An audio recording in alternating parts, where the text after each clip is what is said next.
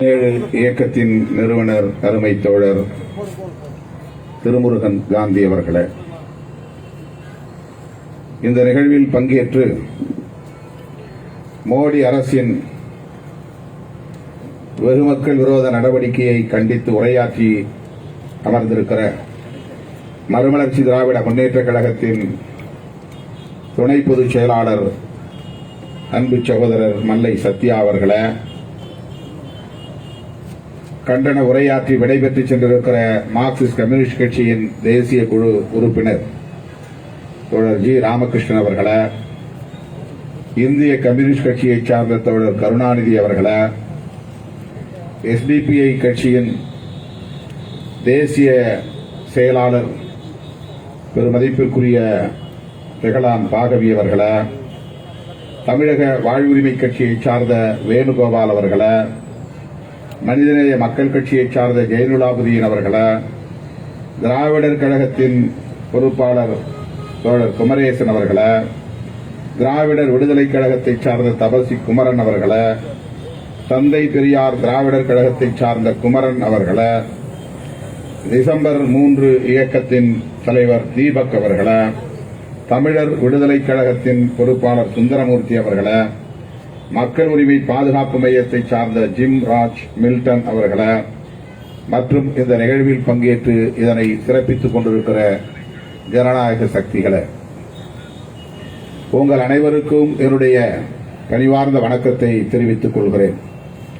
உரிய நேரத்தில் இந்த நிகழ்வை ஒருங்கிணைத்திருக்கிற அருமை தோழர் திருமுருகன் காந்தி அவர்களை நான் நெஞ்சார பாராட்டுகிறேன்.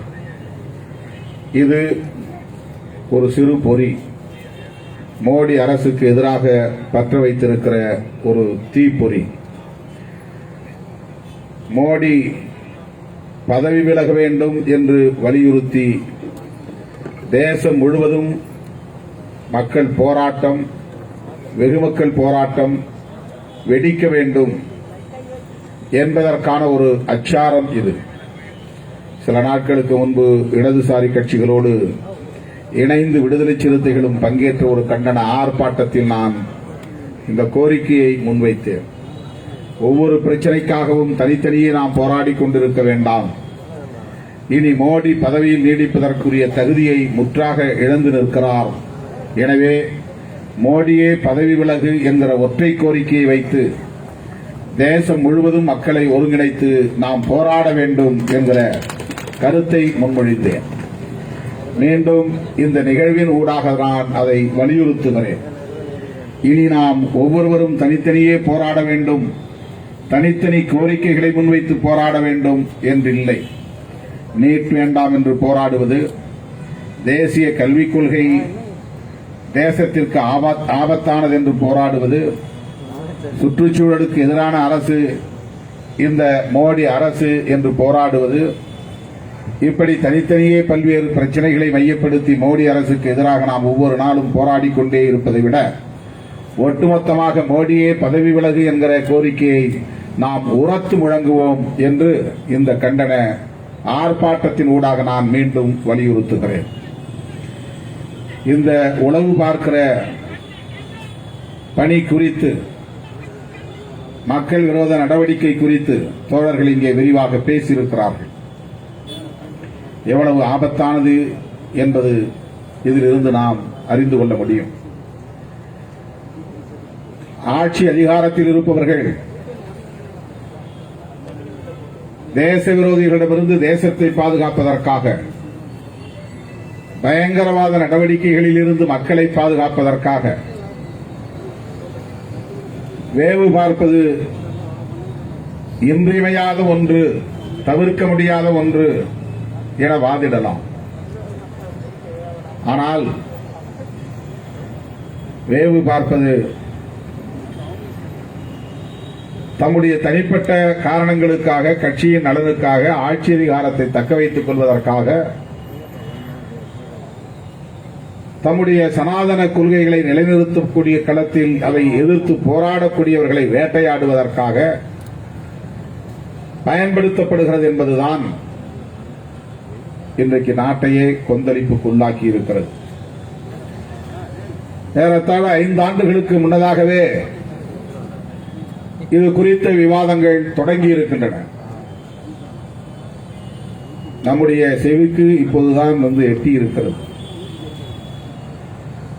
பெரும்பாலும் பிரச்சனைகள் நம்மை சீண்டும் போதுதான் நம் கவனத்திற்கு வந்து சேருகின்றன. நம்மை சீண்டாத வரையில் எத்தனையோ பல மக்கள் பிரச்சனைகள் நம் கவனத்திற்கு வராமலே போய்விடுகின்றன.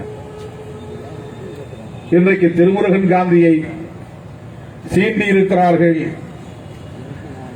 அண்ணன் கோவைக்கு ஒரு ராமகிருஷ்ணன் அவருடைய பெயரும் அந்த பட்டியலில் இருக்கிறது என்று செய்தி கசிந்த நிலையில் நாம் முன்னெச்சரிக்கையாக இது குறித்து போராட வேண்டும் என்கிற உணர்வுக்கு உந்துதலுக்கு தள்ளப்பட்டிருக்கிறோம். நாடு மிகவும் ஆபத்தான நிலையில் ஒரு நெருக்கடியான சூழலில் சிக்கியிருக்கிறது. இஸ்ரேல் அரசு ஒப்புதலோடுதான் அந்த NSO நிறுவனம் பிற தேசங்களுக்கு, பிற அரசுகளுக்கு இந்த மென்பொருளை விற்க வேண்டும் என்று சொல்லப்படுகிறது. ஆகவே அரசுக்கும் இடையிலான ஒப்பந்தத்தின் அடிப்படையில் இந்த வணிகம் நடந்தேறியிருக்கிறது. NSO என்கிற அந்த மென்பொருள் தயாரிப்பு நிறுவனம் தனிப்பட்ட முறையிலே அவர்கள் அதை வணிக நிறுவனமாக நடத்தினாலும் அவர்கள் தயாரித்திருக்கிற உளவு பார்க்கிற இந்த மென்பொருள் தனிநபர்களின் கைகளில், தனியார் கைகளில் சிக்கிக் கொள்ளக்கூடாது என்கிற பொறுப்புணர்வோடு அரசுகளிடம் விற்பனை செய்கிறார்கள் என்பதை நாம் எதிர்க்கவோ அல்லது கண்டிக்கவோ முடியாது. ஆனால் அதை வாங்கக்கூடிய அரசு எப்படி அதை பயன்படுத்துகிறது என்கிற போது ஒட்டுமொத்தமாக இந்த தயாரிப்பே மிகவும் ஆபத்தானது, மனிதகுலத்திற்கே ஆபத்தானது என்பதை உணர்த்துகிறது. இந்திய அரசு இதுவரையில் நாங்கள் இப்படி ஒரு மென்பொருளை வாங்கவில்லை என்று திட்டவட்டமாக மறுக்கவில்லை. இந்த குற்றச்சாட்டுகள் போலியானவை, ராகுல் காந்தி உள்ளிட்ட முக்கிய நபர்களை நாங்கள் உளவு பார்க்கவில்லை என்கிற அளவிலே மட்டும்தான் மத்திய அரசு தரப்பிலிருந்து விளக்கம் வந்திருக்கிறது. ஆனால் பீமா கோரேகான் வழக்கை பற்றி தொடர் திருமுருகன் இங்கே குறிப்பிட்டார். புரட்சியாளர் அம்பேத்கரின் குடும்பத்தை சார்ந்த ஆனந்த் தெல்துமுடே அவர்களின் மின்னஞ்சலில் இருந்து அவரே அனுப்பியதைப் போல தகவல் வெளியாகி இருக்கிறது. 16 பேர் கைது செய்யப்பட்டிருக்கிறார்கள். அவர்கள் யாரும் எந்த ஒரு அரசியல் கட்சியையும் சார்ந்தவர்கள் இல்லை. குறிப்பாக அரசு குற்றம் சாட்டுகிறபடி அவர்கள் மாவோயிஸ்ட் என்று சொல்லப்படுகிற தலைமறைவு இயக்கத்தோடும் எந்த தொடர்பையும் கொண்டிருக்கவில்லை.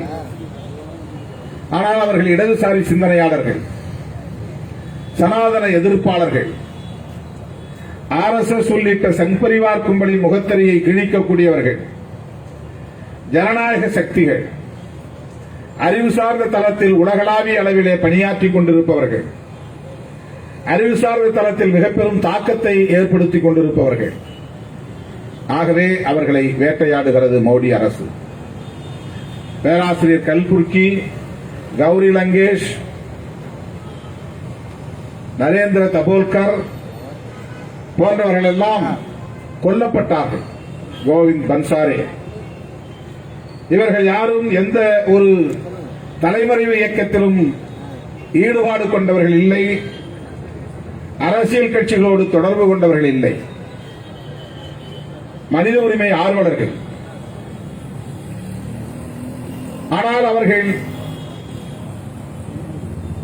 இருந்த இடம் தேடி சென்று கொல்லப்பட்டார்கள். வீட்டுக்கே சென்று தேடிச் சென்று கொன்றார்கள். என்ன காரணம்? வெறும் யூகத்தின் அடிப்படையில் கொல்லப்பட்டார்களா? அவர்கள் இவ்வாறு வேவு பார்க்கப்பட்டிருக்கிறார்கள். நண்பர்களுக்கிடையே பரிமாறிக்கொண்ட தகவல்களை படித்திருக்கிறார்கள்.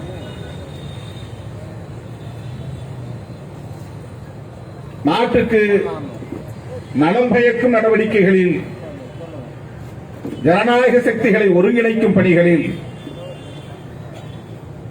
தேசத்தை பாதுகாக்க வேண்டும் என்கிற பொறுப்புணர்வோடு செயல்பட்டிருக்கிறார்கள் என்பதை தவிர அவர்கள் வேறெந்த குற்றத்தையும் இழைக்கவில்லை. ஆனால் அவர்களுடைய நடவடிக்கைகள் சங் பரிவார் கும்பலின் திட்டங்களுக்கு எதிராக இருக்கின்றன. அவர்களை ஒவ்வொரு அங்குலத்திலும் அம்பலப்படுத்தக்கூடிய ஆற்றல் பெற்றவர்களாக அவர்கள் இருக்கிறார்கள். RSS உள்ளிட்ட சங் பரிவார் அமைப்புகளை சார்ந்தவர்கள் என்ன செய்கிறார்கள், மக்களுக்கு எதிராக எப்படி திட்டமிடுகிறார்கள் என்பதை அம்பலப்படுத்தக்கூடிய ஆற்றலை பெற்றவர்களாக விளங்குகிறார்கள். எனவே அறிவு சார்ந்தவர்கள், ஜனநாயக சக்திகள் இந்த மண்ணில் வலிமை பெற்றுவிடக் கூடாது. அவர்கள் வலிமை பெற்றால் இவர்கள் விரும்புகிற செயல் திட்டங்களை நடைமுறைப்படுத்த முடியாது, கனவு திட்டங்களை நடைமுறைப்படுத்த முடியாது என்பதால் களை எடுக்கும் பணியில் ஈடுபட்டு வருகிறார்கள். மாவோயிஸ்ட் இயக்க அல்லது தலைமறைவு இயக்கம்தான் அனிகிலேஷன் என்கிற அழித்தொழிப்பு நடவடிக்கை ஒரு செயல் திட்டமாக, கட்சியின் செயல் திட்டமாக வைத்திருக்கும் என்று நாம் அறிவோம். ஆனால் அப்படி தலைமறைவு இயக்கமாக இல்லாத RSS, வெளிப்படையாக மக்களோடு இயங்குகிற RSS அனிகிலேஷன் என்கிற அழித்தொழிப்பு செயல் திட்டத்தை கட்சியின் செயல் திட்டமாகவே வைத்திருக்கிறது என்பதை நாம் புரிந்து கொள்ள வேண்டும்.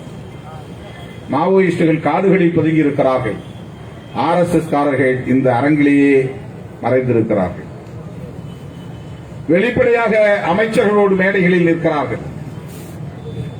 மாவோயிஸ்டுகள் ஆயுதங்களை காடுகளில் பயிற்சி பெறுகிறார்கள், ஆயுதங்களை ஏந்தி பயிற்சி பெறுகிறார்கள். இவர்கள் ஆயுதங்கள் இல்லாமலேயே, அத்தகைய பயிற்சி இல்லாமலேயே வெகு மக்களுக்கு விரோதமாக வன்முறையை கட்டவிழ்த்து விடுகிறார்கள். பீமா கோரேகான் வழக்கில் அப்படித்தான் அது தொடங்குகிறது. புரட்சியாளர் அம்பேத்கரின் வழியை பின்பற்றி அந்த வெற்றி சின்னத்தை வணங்குவதற்காக சென்ற, வீரவணக்கம் செலுத்துவதற்காக சென்ற பல்லாயிரக்கணக்கான மக்களின் அந்த பேரணியிலே ஊடுருவி வன்முறையை கட்டவிழ்த்து விட்டவர்கள் சங் பரிவார் அமைப்புகளை சார்ந்தவர்கள். துப்பாக்கிச்சூடு நடத்தியவர்கள் போலீசார் அல்ல, சங் பரிவார் அமைப்புகளை சார்ந்தவர்கள். ஆக போலீசாரின் கைகளில் ஆயுதங்கள் இருப்பதைப் போல எந்த உரிமமும் இல்லாமல், லைசன்ஸும் இல்லாமல் ஆயுதங்களை வைத்துக் கொள்ளுகிற ஒரு கும்பலாக இன்றைக்கு நாடு முழுவதும் திரிகிறவர்கள் சங் பரிவார் அமைப்புகளை சார்ந்தவர்கள். எந்த நேரத்திலும் நாம் குறிவைக்கப்படலாம். நம்முடைய வீடு தேடி வந்து அவர்கள் நம்மை படுகொலை செய்யலாம். அப்படிப்பட்ட அவர்களின் முகத்திரையை கிழிக்கக்கூடிய, களத்தில் நின்று பணியாற்றக்கூடிய அறிவு சார்ந்த ஜனநாயக சக்திகளை குறிவைத்து வேட்டையாடுகிறார்கள் என்று சொன்னால் அவர்களை அடையாளம் காண்பதற்கு இந்த பெகாசஸ் என்கிற மென்பொருள் அவர்களுக்கு பயன்படுகிறது. ஏனென்றால் அவர்கள் யாரும் நம்மை போன்ற தலைவர்களோடு நின்று படம் எடுத்துக் கொண்டவர்கள் இல்லை, விளம்பரத்தை விரும்பக்கூடியவர்கள் இல்லை, ஊடகங்களில் முகம் காட்டக்கூடியவர்கள் இல்லை. ஆனாலும் அவர்கள் எப்படி அடையாளப்படுத்தப்படுகிறார்கள், அடையாளம் காணப்படுகிறார்கள்? எழுத்தாளர்களாக மட்டுமே அறிவுத்தளத்தில் அடையாளம் காணப்படுகிற அவர்களை வீடு தேடி சென்று படுகொலை செய்யக்கூடிய அளவுக்கு இங்கே ஒரு பாசிசம் தலைவிரித்தாடுகிறது என்றால் இது எவ்வளவு ஆபத்தானது என்பதை நாம் புரிந்து கொள்ள வேண்டும் தோழர்களே. அடுத்து இந்தியாவில் தேர்தலையே நடத்தாமல் ஒரு எமர்ஜென்சியை கொண்டு வர வேண்டும். அதன் மூலம் அவர்கள் அரசியலமைப்பு சட்டத்தையே உதறி எறிந்து விட வேண்டும். அவர்கள் விரும்புகிற புதிய அரசியலமைப்பு சட்டத்தை பிரகடனம் செய்ய வேண்டும். இந்த தேசத்தின் பெயரை மாற்றி இந்து ராஷ்டிரம் என அறிவிக்க வேண்டும். இதுபோன்ற பல கனவு திட்டங்கள் அவர்களுக்கு உண்டு. சனாதன தர்மத்தை அவர்கள் இந்தியாவின் அரசியலமைப்பு சட்டமாக அறிவிப்பதையே தம்முடைய நோக்கமாக கொண்டிருக்கிறார்கள். சாதி அடிப்படையில் உணர்வுகளை தூண்டிவிட்டு மதவெறியை வளர்க்கிறார்கள். மதவெறியை வளர்ப்பதற்கு சாதி உணர்வு அவர்களுக்கு தேவைப்படுகிறது. ஆகவே சாதி உணர்வின் மூலம் சமூகத்தை ஓபிசி என்கிற அடையாளத்தோடு அணிதிரளக்கூடியவர்களை உடைக்க வேண்டும். ஷெட்யூல் காஸ்ட் என்கிற அடிப்படையில் இந்தியா முழுவதும் 30 கோடி மக்கள் ஒருங்கிணையக்கூடிய அந்த ஒற்றுமையை உடைத்தெறிய வேண்டும். ஒவ்வொரு சாதியையும் தனித்தனியாக சாதி உணர்வூட்டி அவர்களை உடைப்பதன் மூலம்தான் ஷெட்யூல் காஸ்ட் என்கிற நியூமெரிக்கல் ஸ்ட்ரெங்த் எண்ணிக்கை பலத்தை உடைக்க முடியும்.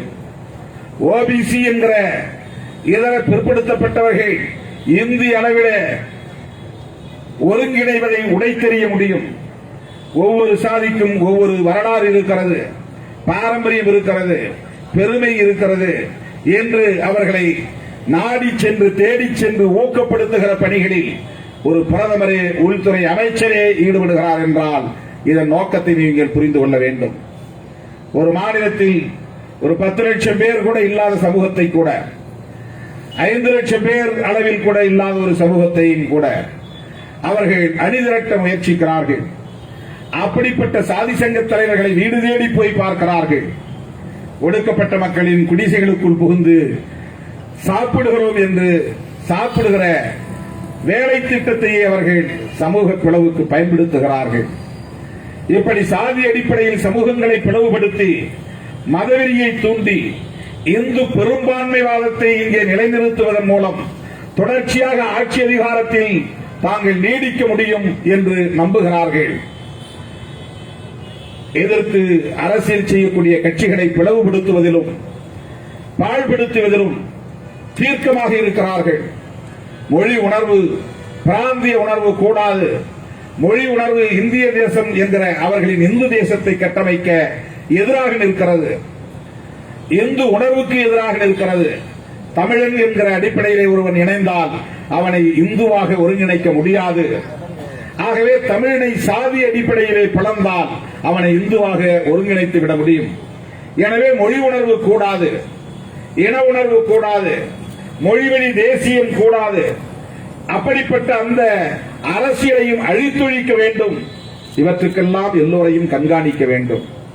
திருமுருகனும் கோவைக்கு ராமகிருஷ்ணனும் மொழி அடிப்படையிலே இன அடிப்படையிலே மக்களை ஒருங்கிணைக்கக்கூடிய வேளையில் தங்களை முழுமையாக ஒப்படைத்துக் கொண்டிருக்கிறார்கள் என்றால் அவர்களின் இந்து ராஷ்டிர கனவு நிறைவேறாது.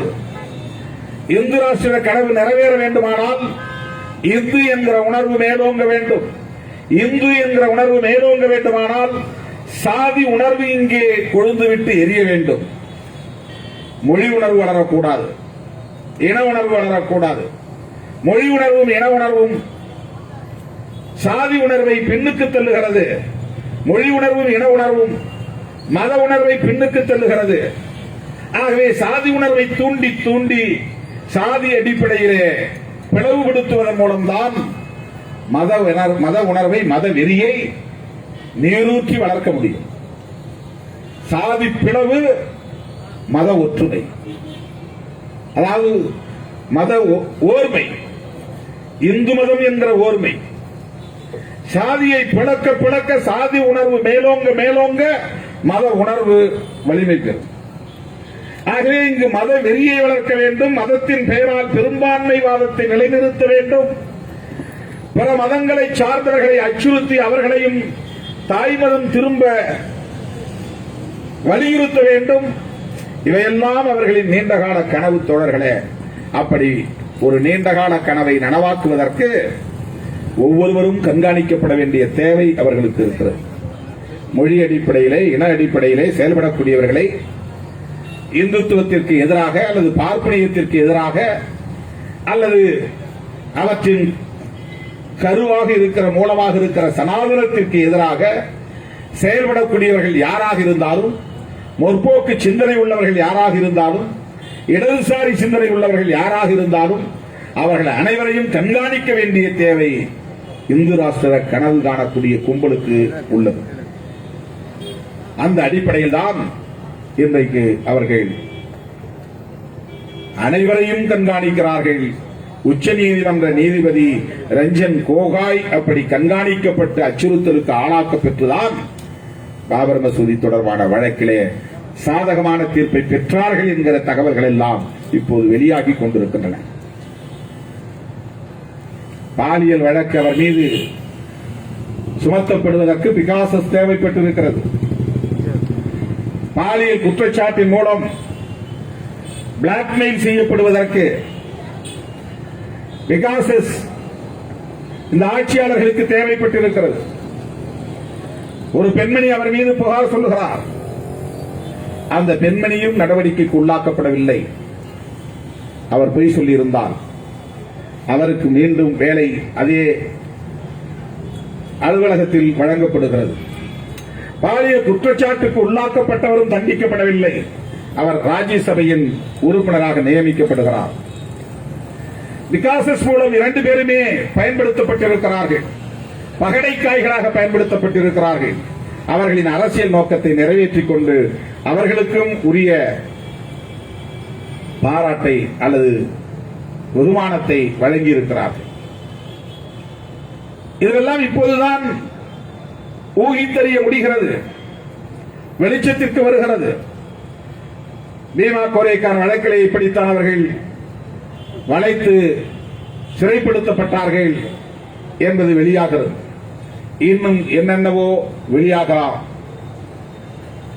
நாடு கடுமையான குழப்பத்திற்கு ஆளாகலாம். ஜனநாயக சக்திகள் கடுமையாக அச்சுறுத்தப்படலாம். இந்த நிலையில் நாம் மிகவும் எச்சரிக்கையாக செயல்பட வேண்டியிருக்கிறது, அணிதிரள வேண்டியிருக்கிறது. மின்னஞ்சலை இனி பயன்படுத்த முடியுமா? வாட்ஸ்அப்பை இனி நாம் பயன்படுத்த முடியுமா? ஒட்டுமொத்தத்திலே ஸ்மார்ட் போன் என்ற ஐபோனையும் ஆண்ட்ராய்டு போனையும் பயன்படுத்த முடியுமா என்றெல்லாம் ஒரு பீதி உருவாக்கி இருக்கிறது. இருக்கிற போன்களிலேயே ஐபோன் மிகவும் பாதுகாப்பானது என்று விளம்பரப்படுத்தப்பட்டது.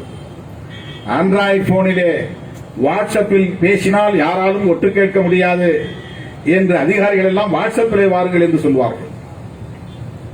ஆனால் அந்த வாட்ஸ்அப்பையும் வேவு பார்க்க முடியும். வாட்ஸ்அப் தான் அதற்கான கேட் என்றே தெரிய வருகிறது. இந்த பெகாசஸ் என்கிற மென்பொருள் நம்முடைய போனில் ஊடுருவுவதற்கு மெயில் மட்டுமல்ல, வாட்ஸ்அப் தான் மிகப்பெரிய அளவிலே பயனுள்ளதாக இருந்திருக்கிறது. அதனால் வாட்ஸ்அப் நிறுவனத்தை சார்ந்தவன் வழக்கு போட்டிருக்கிறான். அதன் பிறகுதான் அது வெளிச்சத்திற்கே வருகிறது. அந்த வழக்கு இன்னும் நடந்து கொண்டிருப்பதாக தெரிகிறது. பேஸ்புக் நிறுவனத்தை சார்ந்தவனும் வழக்கு போட்டிருக்கிறான். அந்த வழக்கு NSO நிறுவனத்திற்கு எதிராக இன்னும் நிலுவையில் இருக்கிறது. ஆகவே வேவு பார்ப்பது மிகவும் ஆபத்தானது என்பதை விட மிகவும் இழிவானது, மிகவும் கேவலமானது. இந்த போக்கை மோடி அரசு கைவிட வேண்டும் என்று வலியுறுத்துவதை விட பெகாசஸ் மென்பொருள் மூலம் ஜனநாயக சக்திகளை வேவு பார்த்து நாட்டை இன்றைக்கு நிலைகுலைய வைத்திருக்கிற ஆட்சியாளர்களின் மீதான நம்பகத்தன்மையை கேள்விக்குள்ளாக்கி இருக்கிற மோடி பதவி விலக வேண்டும் என்பதை தேசம் தழுவிய கோரிக்கையாக முன்னெடுப்போம். ஜனநாயக சக்திகள் ஒருங்கிணைவோம் என்பதை சொல்லி இந்த வாய்ப்புக்கு நன்றி கூறி நிறைவு செய்கிறேன். நன்றி, வணக்கம்.